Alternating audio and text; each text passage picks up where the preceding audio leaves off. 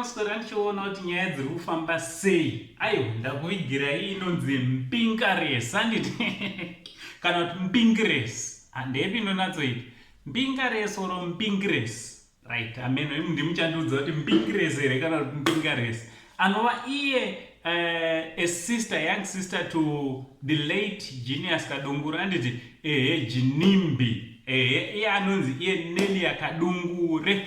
Ndoda kuti munge muri munozvionera musikana ari kuenjoya mari yakasiwa nabhudho wake handiti. So chiteerera kana musati wasubscribe pa this channel, I kindly ask you to subscribe, turn on your notification bell so that whenever we upload a video you will be notified. Yes. So vazhinji havaziva kuti anonzi Nelia ndiani. So nhasi ndabva ndadecide kuti regai ndimbouya naye munge muri munomuona handiti musikana ari kuenjoya pamansion yakasiwa nabhudho wake.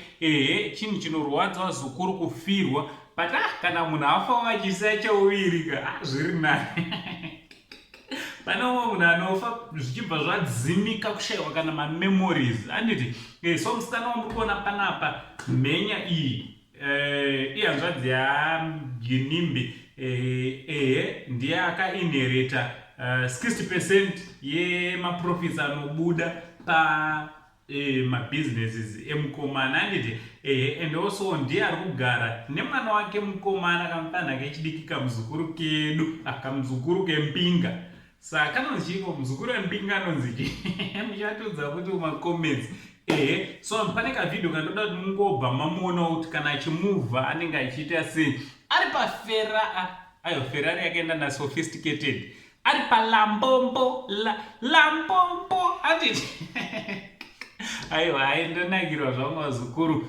Zviri here kuti kugara muri munonge muchingonakirwa muchifara, ndosati chiita mavidheos anawo ndekungoti munge muri munongosunungukawo handiti.